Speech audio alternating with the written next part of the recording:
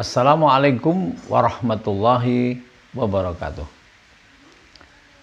Bapak Ibu peserta pelatihan jarak jauh untuk materi penilaian, saat ini kami akan merefleksi dari penilaian keterampilan yang telah kita bahas, kita kupas melalui chatting kemarin. Jadi kita refleksi, yang pertama Bapak Ibu, keterampilan atau penilaian keterampilan ini sangat penting bagi anak-anak. Karena menurut penelitian yang dilakukan oleh beberapa ahli, bahwa anak yang melakukan itu lebih tahan lama dibandingkan dengan sekedar dia memberitahu atau dia diberitahu, baik pada temannya maupun dari gurunya. Jadi lebih membekas.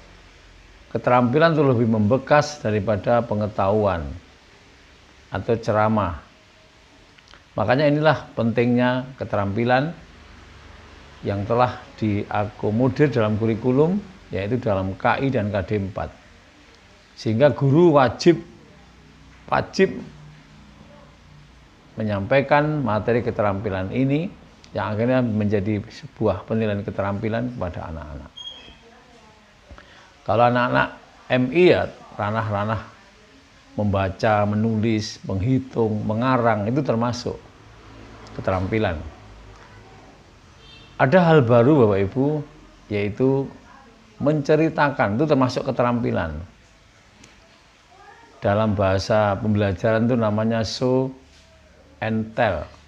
Show itu menunjukkan, tell itu bercerita. Jadi anak diminta untuk menulis sesuatu atau membuat sesuatu atau dia berkarya tentang sesuatu, kemudian dia menceritakan kembali di depan kelas. Kalau ini di daring ya diceritakan di dalam video atau melalui WA. Jadi itu namanya show and tell. Show menunjukkan, tell itu adalah bercerita. Ini cocok untuk anak-anak MI melalui daring. Bapak Ibu, keterampilan dalam ranah ini bertindak meliputi antara lain menggunakan, mengurai, merangkai, memodifikasi, termasuk yaitu membuat. Nah, ini yang harus kita perhatikan dalam penilaian keterampilan. Teknik yang lain meliputi penilaian praktek. Jadi praktek-praktek dari siswa itu termasuk keterampilan. Yang kedua yaitu penilaian proyek. Proyek itu ada unsur penelitian dan penyelidikan, itu yang membedakan. Kalau dalam matematika misalnya, anak-anak diminta untuk mengadakan penyelidikan terhadap benda-benda yang bisa dihitung luas dari benda itu. Jadi misalnya anak diminta untuk mengamati benda-benda yang berbentuk persegi panjang di sekitar sekolah, kemudian disuruh untuk menyelesaikan penghitungannya luas dari benda seperti itu. Itu sudah termasuk unsur atau bagian dari penilaian proyek.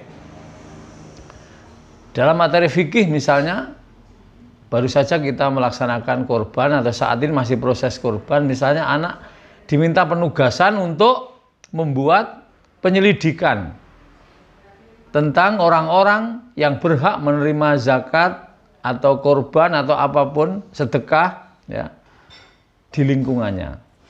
Karena ini kurban ya kurban fokusnya. Ini contoh penilaian proyek. Jadi ada unsur penelitian, penyelidikan, tapi bentuknya sederhana.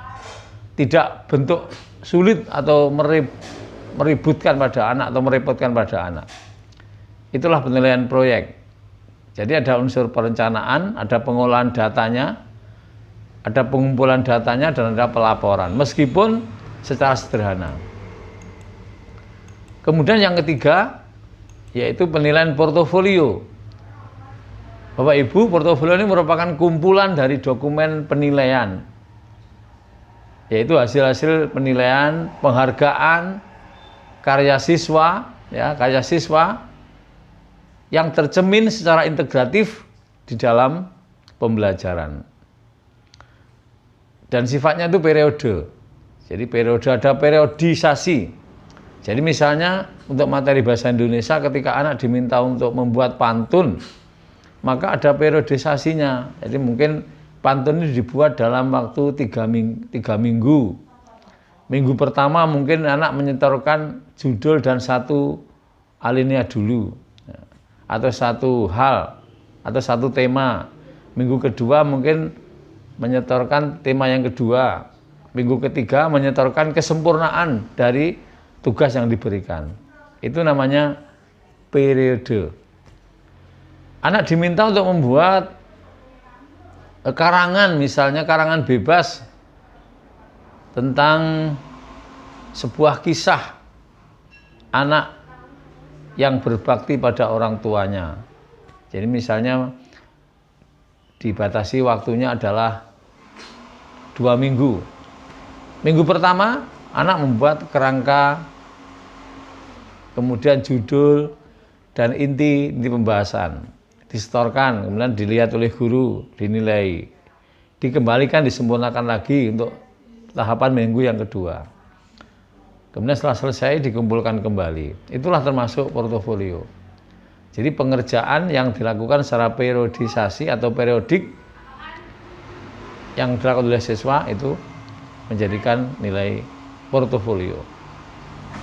Nah, kelas yang baik, Bapak Ibu, kelas yang baik adalah kelas yang banyak tempelan-tempelan karya portofolio siswa. Jadi kelas yang baik itu kelas yang banyak tempelan portofolio siswa. Karena apa? Karena dengan meriahnya portofolio yang ditempelkan di dalam kelas, ini berarti banyak karya siswa yang telah dilakukan.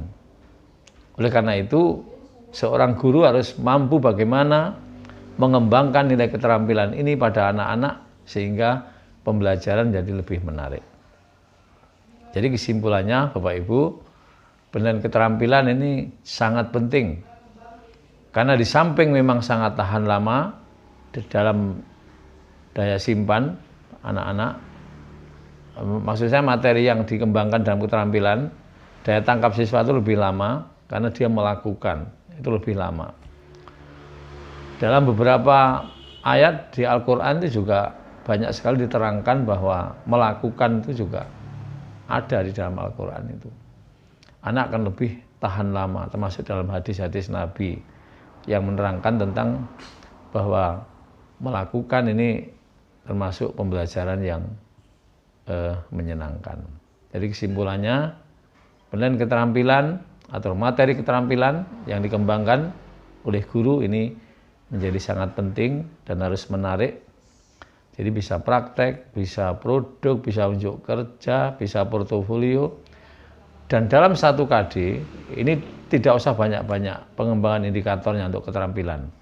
Kalau pengetahuan silahkan seluas-luasnya. Tapi kalau keterampilan mungkin minimal 1, ya maksimal 2 lah, kecuali kalau waktunya itu sangat memenuhi.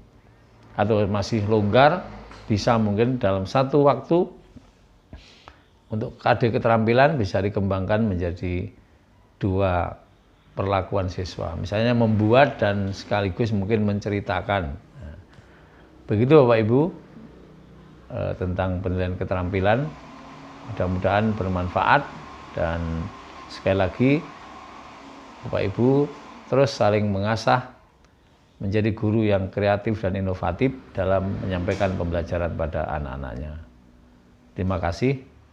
Assalamualaikum warahmatullahi wabarakatuh.